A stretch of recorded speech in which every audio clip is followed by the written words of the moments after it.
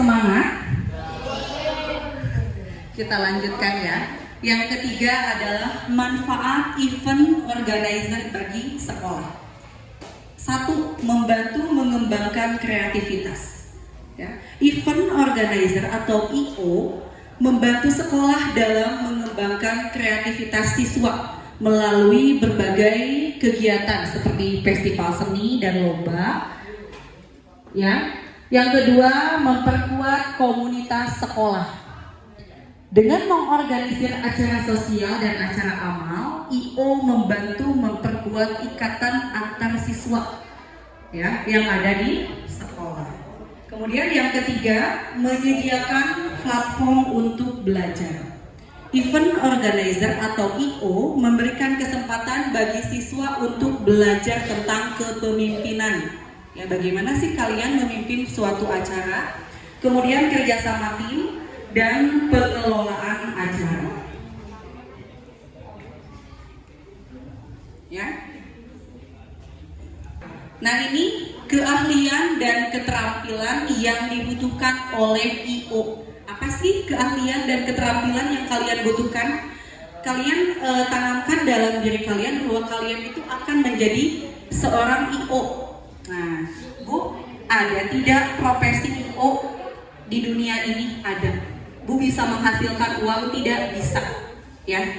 Jadi banyak sekali di luar sana yang menjadikan event organizer itu sebagai profesi, ya, sebagai suatu pekerjaan. Jadi job mereka itu sebagai pengelola suatu kegiatan. Ada yang bisa menyebutkan contoh event organizer yang bisa dijadikan profesi?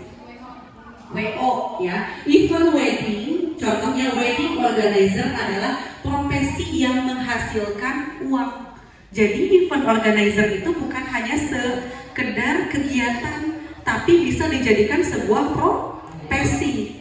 Siapa tahu nanti kalian bisa menjadi I.O. yang profesional, ya, bisa menghasilkan uang dengan mengelola suatu kegiatan, ya. Nah, ini keahlian dan keterampilan yang dibutuhkan oleh event organizer. Pertama, keterampilan interpersonal.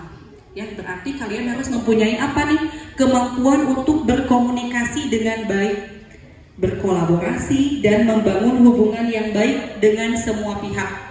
Ya, jadi harus bisa komunikasi yang baik, kemudian kerjasama juga yang baik. Ya, kemampuan untuk memimpin dan menginspirasi tim dalam mencapai tujuan. Kemudian yang kedua, kalian harus mampu manajemen waktu yang baik. Ya, apa sih manajemen waktu yang baik? Yaitu kalian harus bisa disiplin dalam hal waktu.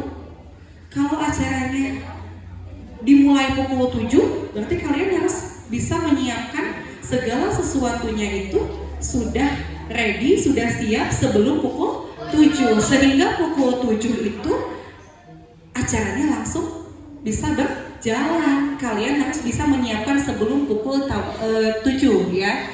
Kemudian yang ketiga, keterampilan pemasaran dan promosi, ya, yaitu kemampuan untuk memasarkan dan mempromosikan acara atau kegiatan dengan cara yang menarik.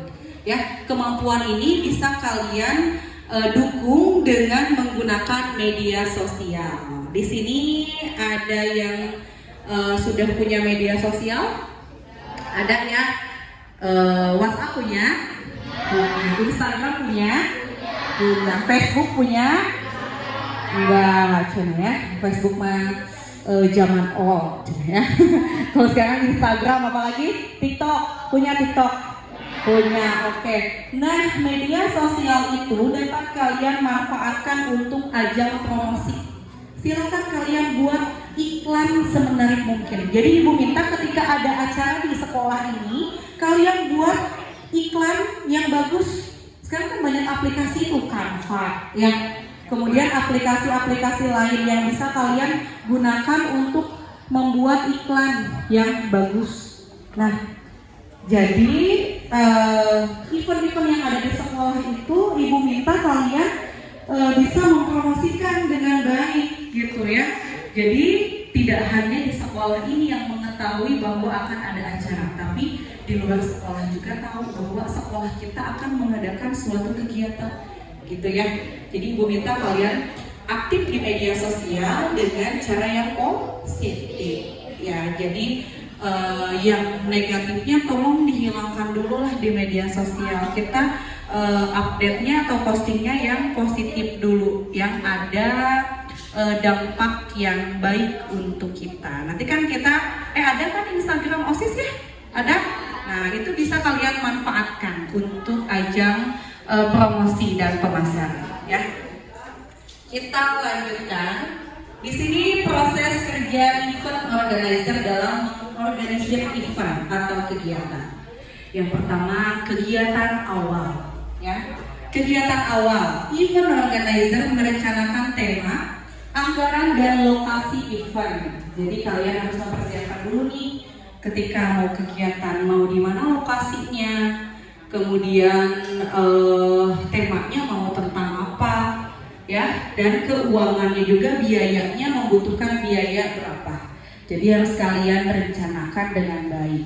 Yang kedua, koordinasi dengan pihak terkait. Berarti kalian harus bisa koordinasi dulu. Kalau ada acara di sekolah misal, koordinasinya dengan siapa? Pertama dengan pembina dulu ya, pembina OSIS. Kemudian dengan pihak-pihak yang terkait. Kalau mau mendatangkan bintang tamu atau pemateri dari luar, kalian harus bisa koordinasi dengan baik ya. Selanjutnya, pelaksanaan yang tertata ya. Event organizer memastikan semua aspek event terpenuhi. Tentu kalau kegiatan ada masalah ya. Hidup ini penuh masalah. Ada yang punya masalah di sini? Ada yang sedang galau? Sedang sedih? Oke, tinggalkan dulu kesedihan dan kegalauannya ya.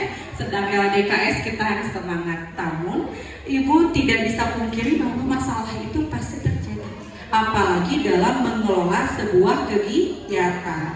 Tentu masalah itu harus kalian bagaimana? Hadapi ya. Harus kalian hadapi. Apakah masalah kalau dihindari itu selesai? Tidak ya. Kalian ada masalah nih, kemudian kalian kabur ya, sembunyi di bawah bangku, di bawah kasur, di bawah selimut, selesai tidak masalahnya? Tidak ya. Masalah itu harus kalian hadapi. Tentu dalam kegiatan pun ada masalahnya. Nah, tantangan atau masalah apa sih yang mungkin muncul ketika ada kegiatan di sekolah? Yang pertama, masalah keterbatasan anggaran atau keuangan. Tentu keuangan di sekolah itu ada kalanya tidak stabil atau jumlah anggaran yang disediakannya tidak besar ya. Namun kegiatan harus tetap terlaksana. Nah, bagaimana sih kalian solusinya kalau ada masalah seperti itu? Coba. Keuangannya terbatas nih, tapi kegiatan harus harus terselenggara dengan baik. Solusinya apa? Gimana? Minta bantuan ke siapa? Ke pihak sekolah. Nah, pihak sekolahnya hanya menyediakan keuangan terbatas. Apa yang akan kalian lakukan? Oke, Jihan, terima kasih. Kalian bisa membuat proposal kegiatan kepada pihak-pihak di luar sekolah. Jadi kalian membuat proposal kegiatan yang mungkin akan disponsori oleh pihak di luar sekolah. Yang kedua, yaitu koordinasi yang kompleks. Koordinasi itu apa sih? Kerjasama ya. Kompleks itu apa? Rumit. Kompleks itu ya rumit. Itu kan kerjasama itu kalian menyatukan dua kepala saja, maksudnya ide dari contoh Rizka dengan siapa nih? Dengan Wafa saja idenya pasti berbeda ya, apalagi menyangkut banyak pihak. Idenya pasti berbeda, kemauannya juga pasti berbeda. Nah, kerjasama apa sih yang harus dilakukan? Kerjasama yang solid ya. Walaupun idenya berbeda, kita harus menemukan jalan tengah untuk memperlancar suatu acara. Yang ketiga, keterlibatan pihak sekolah. Tentu pihak sekolah ada kalanya tidak menyetujui acara yang akan kalian selenggarakan. Misal kalian akan mengusulkan acara tentang pensi. Nah, tapi pihak sekolah jangan diadakan pensi. Nah, tentu kalian harus apa? Harus melakukan apa?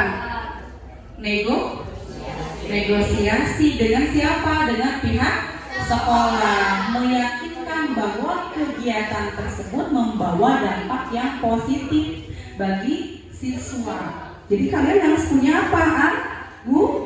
Argumen, harus punya argumen, harus punya pendapat untuk meyakinkan pihak sekolah gitu. Kemudian yang keempat, penanganan perubahan rencana. Nah, ketika ada kegiatan rencana yang A atau plan A itu gagal, kalian harus punya plan B. Ya, contoh mau pensi mengundang band misal, ya mengundang bandnya namanya band apa? Trio Macan katanya ya.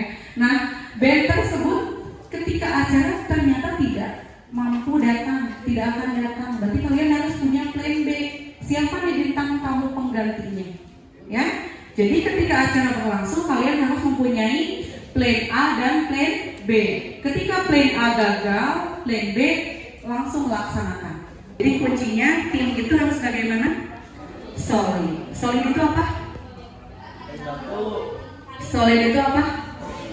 Saling membantu. Oke, saling membantu. Kerjasama yang baik, saling membantu adalah kunci kesuksesan. Ya, tetap fokus pada tujuan akhir dan fleksibel dalam menanggapi tantangan yang muncul. Kemudian terakhir, manfaatkan teknologi untuk membantu mengatur tugas sekolah, ya, tugas dan jadwal secara efisien. Tadi kata Ibu, teknologi gunakan dengan baik. Contohnya media sosial, ya, media sosial gunakan dengan baik untuk mempromosikan suatu event, gitu, ya. Sudah siap? Sudah? Oke. Silakan acungkan tangannya yang tahu tips kunci sukses menjadi event organizer yang ada di sekolah. Acungkan tangannya. Memiliki jaringan yang luas, memiliki tim yang solid, dan memanfaatkan teknologi dengan baik. Oke, kasih tepuk tangan untuk Susi. Oke, terima kasih Susi, betul ya? Ya, jawaban Susi betul. Jadi 3 hal tadi harus kalian miliki supaya event yang akan kalian laksanakan itu sukses. Oke, nah Ibu masih ada waktu ya sedikit lagi.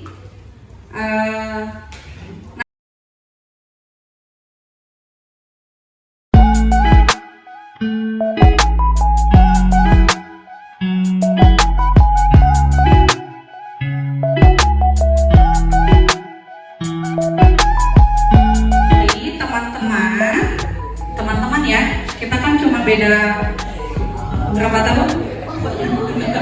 Kita beda 20 tahun. Oke, teman-teman boleh menyaksikan di sini teman kalian yang laki-laki akan melakukan tantangan, ya. Tantangan apa sih yang akan dilakukan oleh teman kalian? Yaitu tantangan untuk bekerja sama dengan baik, ya. Tolong yang laki-laki perhatikan kelompok 1 sampai 4. Kalian bisa membungkuk, badannya membungkuk. Membungkuk bisa? Bisa. Tangan yang kanan, mana tangan kanan kalian? Tangan kanan kamu mana ada? Tangan kanan silakan masukkan ke kaki. Kedua, pegang tangan temanmu yang ada di depan. Bisa? Kemudian baris kedua silakan memegang tangan depan. Coba, nah ini ke sini. Kemudian kamu masukkan tangan Sudah semua? Sudah. Nah teman-teman, ini menandakan bahwa suatu kegiatan atau event akan terselenggara dengan baik kalau kita bekerja sama. Hati-hati ya, hati-hati tangannya jangan jahil. Ibu tantang seperti ini, adik. Saya kasih di yang kelompok itu.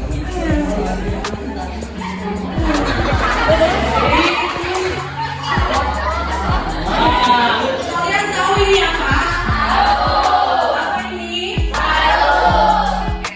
Ini sarung adalah kita analogikan sebagai suatu tujuan event, ya. Sarung ini akan ibu berikan kepada orang pertama yang ada di sini. Bagaimana caranya sarung ini sampai ke barisan yang paling belakang? Ya, ibu tidak tahu caranya. Pokoknya tangannya jangan sampai lepas. Kalian perhatikan ya, tangan teman-teman di depan jangan sampai lepas, tapi sarungnya bisa sampai ke belakang. Gitu, paham ya? Paham.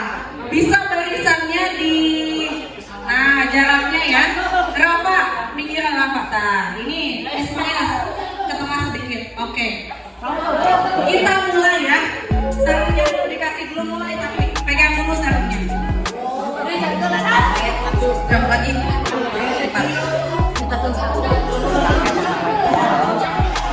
Teman-teman perhatikan ya. Perhatikan tangannya.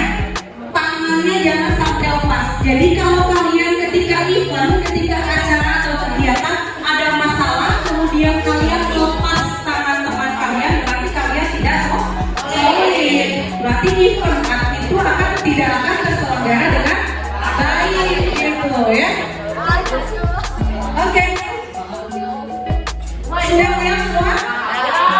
Bagaimana caranya? Ibu tidak tahu. Kalian yang menemukan solusinya. Kalian harus bisa menemukan solusinya supaya sarung itu bisa sampai ke teman kalian paling belakang. Oke, kita mulai. 1, 2, 3.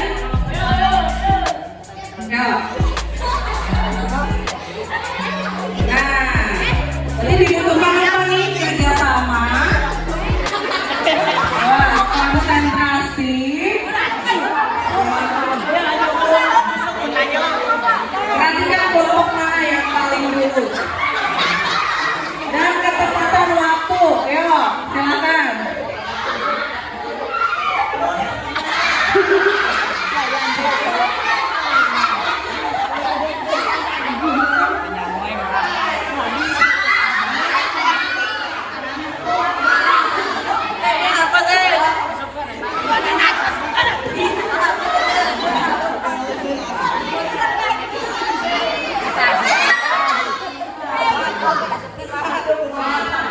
Awas, lihat tangannya jangan sampai terlepas. Kalau kalian melepaskan tangan, berarti kalian lepas dari tanggung jawab. Silakan maju ke depan yang sudah selesai. Siapa yang pertama? Kelompok ini ya? Kelompok Rafa. Oke, selesaikan. Kita tunggu, harus diselesaikan, wajib diselesaikan.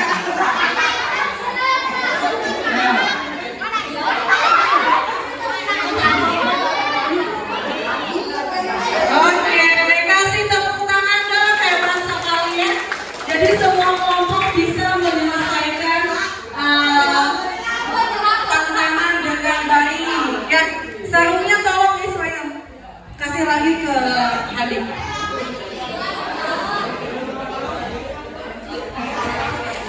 Oke, ya. Nah itu gambaran atau analogi jika kalau kalian ada kegiatan menghadapi suatu masalah itu harus dengan kerja sama. Kalau dilepaskan tangannya, tandanya kalian menghindari masalah tersebut. Tapi kalian harusnya bagaimana? Mempererat tangan kalian bekerja sama. Tidak boleh saling memberikan tanggung jawab ke yang lain. kalian. Ya, sampai di sini paham? Oke, tadi yang duluan kelompok mana? Maju ke depan.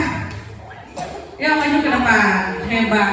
Ini contoh kelompok yang menyelesaikan tantangannya tepat waktu, kerjasama dan solid. Oke, Ibu ada sedikit hadiah. Tidak besar sih ya, nggak apa-apa lah buat beli cilok. Ya. Oke, sama siapa nih? Abdul Wahab ya, dibagi-bagi ya buat jajan cilok. Oke, silahkan duduk, kasih tepuk tangan dong. Oke, baik. Ibu selesai ya. Materinya sudah selesai. Ibu akhiri dengan membaca hamdalah bersama-sama. Alhamdulillah. Mohon maaf bila ada kesalahan. Akhirul kalam. Wassalamualaikum warahmatullahi wabarakatuh.